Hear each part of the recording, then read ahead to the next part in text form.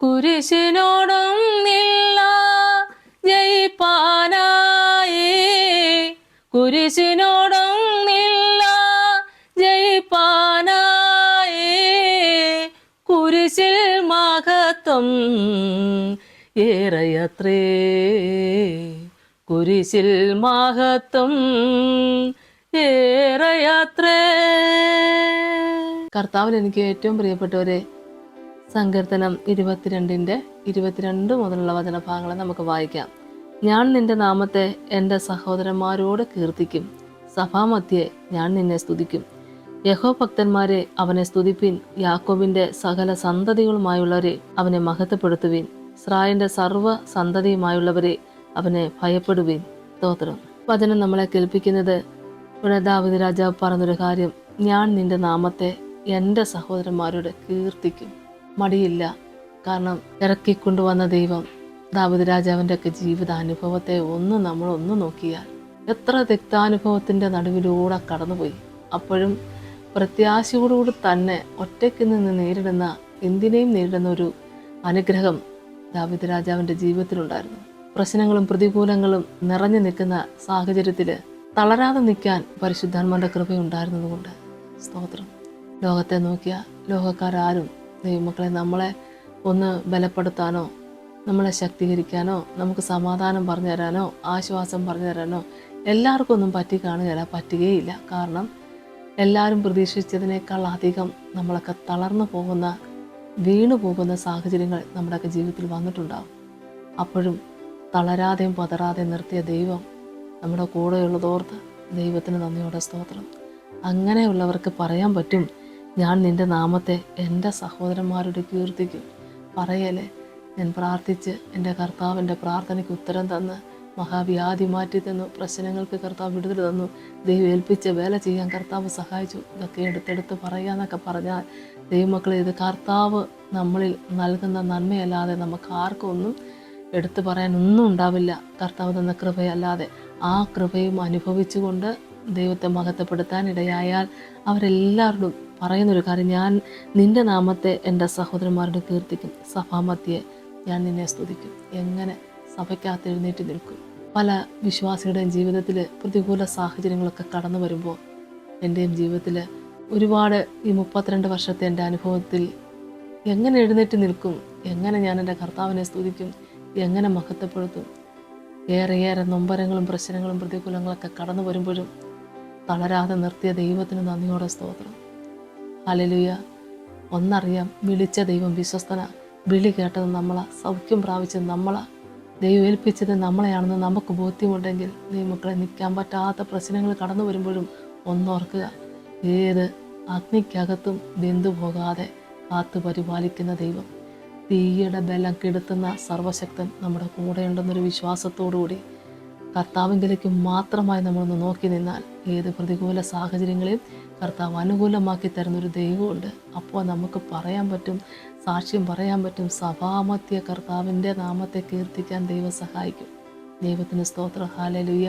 സഭയ്ക്കകത്ത് നിന്നുകൊണ്ട് തീഷ്ണതയോടുകൂടി കർത്താവിനെ മഹത്വപ്പെടുത്താൻ ഇടയാകണമെങ്കിൽ ദൈവമക്കളെ, കർത്താവ് ഏൽപ്പിച്ച ശുശ്രൂഷ ചെയ്യുമ്പോഴും നമുക്കറിയാം, പൂർവ്വപിതാക്കന്മാർ മുതൽ അപ്പോസ്തലന്മാർ വരെ നമ്മൾ നോക്കിക്കേ, ദൈവമക്കളെ, വിളി കേട്ടിറങ്ങിയവരുടെയൊക്കെ ജീവിതത്തിൽ എത്ര തിക്താനുഭവങ്ങൾ ഉണ്ടായി.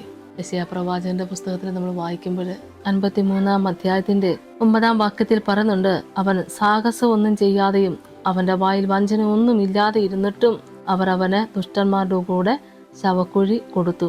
അവന്റെ മരണത്തിൽ അവൻ സമ്പന്നന്മാരുടെ കൂടെ ആയിരുന്നു. എന്നാൽ അവനെ തകർത്ത് കളവാൻ യഹോവയ്ക്ക് ഇഷ്ടം തോന്നി. അവന് കഷ്ടം വരുത്തി. അവന്റെ പ്രാണൻ ഒരു അകൃത്യയാഗമായി തീർന്നിട്ട് അവൻ സന്തതിയെ കാണുകയും ദീർഘായുസ് പ്രാപിക്കുകയും യഹോവയുടെ ഇഷ്ടം അവന്റെ കയ്യാൽ സാധിക്കുകയും ചെയ്യും എന്നാണ് വചനം കേട്ടത്. അവിടെ 10-ാം വാക്യത്തിൽ പറയുന്നത്, എന്നാൽ അവനെ തകർത്ത് കളയുവാൻ യഹോവയ്ക്ക് ഇഷ്ടം തോന്നി എന്ന്. അത് യേശു കർത്താവിൻ്റെ കുറവശങ്ങളെ കണക്കിലെടുത്തല്ല പ്രിയപ്പെട്ടവരെ.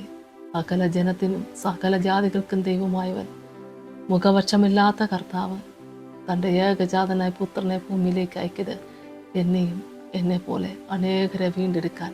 ആമേൻ. ദൈവത്തിന് സ്തോത്രം. ഹല്ലേലൂയ. യേശു കർത്താവിനെ ആരാധിക്കുന്ന പ്രിയപ്പെട്ട ദൈവമക്കളെ, യേശു കർത്താവ് ക്രൂശിൽ ഉടയ്ക്കപ്പെട്ടപ്പോൾ ക്രൂശ് നമുക്കെല്ലാവർക്കും കേൾക്കുമ്പോൾ ഒരു പ്രയാസവും ഒരു പ്രശ്നവും ഒക്കെ ഉണ്ടാകും. കുരിശിനോട് ഒന്നില്ല ജയിക്കാൻ. അത് നമുക്ക് മനസ്സിലാക്കി തരികയാണ്. സ്വർഗസ്ഥനായ പിതാവ് ഇവിടെ തൻ്റെ പുത്രനെ ഈ കഷ്ടം വരുത്തിയത് അവനിഷ്ടമായിരുന്നു.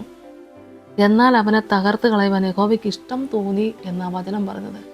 അപ്പോഴും നമ്മൾ ഗെത്സമനത്തോട്ടത്തിൽ യേശു കർത്താവ് തൻ്റെ വരാനിരിക്കുന്ന കഷ്ടാനുഭവത്തെ അറിഞ്ഞുകൊണ്ട് തന്നെ മുഴങ്കാൽ മടക്കി പിതാവിൻ്റെ മുമ്പിൽ പ്രാർത്ഥിക്കുമ്പോൾ, കഴിയുമെങ്കിൽ ഈ പാനപാത്രം എങ്കിൽ നിന്ന് നീക്കണമേ, എങ്കിലും എൻ്റെ ഇഷ്ടമല്ല നിൻ്റെ ഇഷ്ടം തന്നെ ആയിരിക്കട്ടെ എന്ന് പറഞ്ഞു. അപ്പോൾ പുത്രന് ഇവിടെ ക്രൂശിൽ ഉടയ്ക്കപ്പെടുവാനിടയാകുന്നത് യഹോവയ്ക്ക് ഇഷ്ടമായിരുന്നുവെങ്കിൽ ആ ഇഷ്ടം ദഹിക്കുന്നൊരു മനസ്സ് പുത്രനും ഉണ്ടായിരുന്നു. ദൈവത്തിന് സ്തോത്രം. ഹല്ലേലൂയ.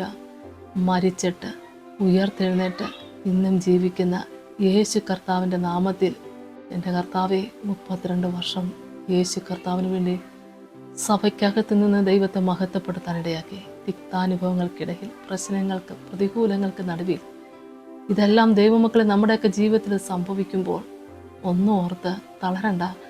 യേശു കർത്താവ് നമുക്ക് വേണ്ടി ഉടയ്ക്കപ്പെട്ടു, യേശു കർത്താവ് നമുക്ക് വേണ്ടി മരിച്ചു, യേശു കർത്താവ് നമുക്ക് വേണ്ടി ഉയർത്തെഴുന്നേറ്റ് നിന്ന് ജീവിക്കുന്നു. ഈ യേശു കർത്താവിൻ്റെ നാമം മഹത്വപ്പെടുത്തുവാൻ അടിയങ്ങളെയും ദൈവം ഒരുക്കിയത് ഓർത്തെൻ്റെ യേശുവേ, ദൈവത്തിന് നന്ദിയോടെ സ്തോത്രം. ഹല്ലേലൂയ. കുരിശ് നമുക്കൊരിക്കലും ഒരു പരാജയമായിരുന്നില്ല. പരാജയത്തിൻ്റെ ഒരു ഉപകരണമായിട്ട് ദൈവമക്കളെ അവിശ്വാസികൾ കണക്കിലെടുത്തുവെങ്കിൽ വിശ്വസിക്കുന്ന ദൈവമക്കൾക്ക് അതിൽ കർത്താവിൻ്റെ മഹത്വം ഉയർത്തിയ നന്മ കാണാനായിട്ട് സാധിക്കും. ദൈവം അനുഗ്രഹിക്കട്ടെ. നമുക്ക് പ്രാർത്ഥിക്കാം. സ്തോത്രം കർത്താവേ, കരുണാസമ്പന്നന്റെ സ്വർഗീയ നല്ല ദൈവമേ, വിശ്വാസ ജീവിതത്തിൽ ആയിരിക്കുന്ന എല്ലാ പ്രിയപ്പെട്ടവരെയും ഓർത്ത് പ്രാർത്ഥിക്കുന്നു. എല്ലാ സഭാ ശുശ്രൂഷക്കാരെയും ഈ സമയത്ത് കർത്താവിൻ്റെ കരങ്ങളിലേക്ക് ഏൽപ്പിച്ചുകൊണ്ട് പ്രാർത്ഥിക്കുന്നു. സകല ജാതികൾക്കും ദൈവമായ കർത്താവേ, മുഖപക്ഷമില്ലാത്ത കർത്താവേ, അങ്ങേ ഞങ്ങൾ ആരാധിക്കുന്നു, വാഴ്ത്തുന്നു, സ്തുതിക്കുന്നു. പിതാവേ, അവിടുത്തെ ഹിതം ഞങ്ങളുടെ ജീവിതത്തിൽ നിറവേറണമേ. ഏറ്റവും അധികം കഷ്ടതയുടെയും കണ്ണുനീരിൻ്റെയും താഴ്വരയിലൂടെ കടക്കേണ്ടി വന്നപ്പോഴും ദാവീദ് ദൈവസന്നിധിയിൽ കർത്താവെ അപേക്ഷിച്ച പ്രാർത്ഥന ഞങ്ങൾക്ക് ഏറ്റവും അനുഗ്രഹമായിരിക്കുന്ന കർത്താവെ, സഭാമധ്യത്തിൽ എൻ്റെ കർത്താവിനെ കീർത്തിക്കുവാൻ, മഹത്വപ്പെടുത്തുവാൻ അടിയങ്ങളെയും ഒരുക്കുന്ന വൻകൃപയ്ക്കായി നന്ദിയോടെ സ്തോത്രം ചെയ്യുന്നു, സ്തുതിക്കുന്നു. പ്രത്യാശ നഷ്ടപ്പെടാതെ, ഏത് അവസ്ഥയിലും തളർന്നു പോകാതെ, പതറിപ്പോകാതെ എൻ്റെ കർത്താവെ പിതാവിൻ്റെ സന്നിധിയിൽ വേല പൂർത്തീകരിപ്പാൻ അതേ കർത്താവെ അടിയൻ വിശ്വസിക്കുന്നു. യേശു കർത്താവ് കാൽവരി ക്രൂശിൽ പ്രാണനെ പിതാവിൻ്റെ സന്നിധിയിലേക്ക് ഏൽപ്പിക്കും മുമ്പ് സകലവും നിവൃത്തിയായി എന്ന് പറയുമ്പോൾ അതേ കർത്താവെ ക്രൂശിൽ സകലവും സഹിച്ചല്ലോ. കർത്താവെ ഞങ്ങൾക്ക് വേണ്ടി നിന്ന വഹിച്ചല്ലോ, ഞങ്ങൾക്ക് വേണ്ടി പീഡ ഏറ്റല്ലോ. കർത്താവെ ആ ക്രൂശ് ഞങ്ങൾക്ക് വേണ്ടി വഹിച്ചല്ലോ എൻ്റെ കർത്താവെ. എന്നാൽ കുരിശിൻ്റെ മഹത്വം ഉയർത്തുവാൻ ഞങ്ങളെ കർത്താവ് സഹായിച്ച കൃപയ്ക്കായി സ്തോത്രം. മരിച്ചിട്ട് എന്നേക്കുമായി ഉയർത്തെഴുന്നേറ്റ് നിൽക്കുന്ന ജീവിക്കുന്ന ദൈവത്തെ ആരാധിപ്പാൻ അടിയങ്ങളെ സഹായിച്ച കൃപയ്ക്കായി നന്ദിയോടെ സ്തോത്രം ചെയ്യുന്ന കർത്താവെ, ഓരോ ദിവസവും ദൈവത്തോട് അടുത്ത് വന്ന് കർത്താവിനെ മഹത്വപ്പെടുത്തി കർത്താവെ ആ പാദപീഠത്തിലിരുന്നു കൊണ്ട് ജീവനുള്ള ദൈവത്തെ ആരാധിക്കുന്ന അനുഗ്രഹിക്കപ്പെട്ട മക്കളായി തീരുവാൻ എല്ലാവരെയും സഹായിക്കണേ. ജീവിതത്തിലേറെ കഷ്ടതകൾ, ഭാരങ്ങൾ, പ്രയാസങ്ങൾ എൻ്റെ കർത്താവെ എടുത്തു പറയാൻ പറ്റാത്ത ഒരുപാട് നൊമ്പരങ്ങളുമായിട്ട് ഓരോ ദിവസവും വിശ്വാസത്തിന് ഭംഗമില്ലാതെ തളർന്നു പോകാതെ കർത്താവിന് വേണ്ടി വേല ചെയ്യുന്ന എല്ലാ പ്രിയപ്പെട്ടവർക്ക് വേണ്ടി പ്രാർത്ഥിക്കുന്നപ്പാ, ഇരട്ടി പങ്ക് കൃപയോടെ എൻ്റെ കർത്താവിന് വേണ്ടി വേല ചെയ്യുവാൻ, കർത്താവിൽ വിശ്വസിച്ചുകൊണ്ട് നല്ല സാക്ഷ്യം പറയുവാൻ എല്ലാവരെയും ഒരുക്കണേ. പിതാവിൻ്റെയും പുത്രൻ്റെയും പരിശുദ്ധാത്മാവിൻ്റെ നാമത്തിൽ അപേക്ഷിക്കുന്നപ്പാ, കൃപയോടെ കേൾക്കണമേ. ആമേൻ. യേശുവേ സ്തോത്രം.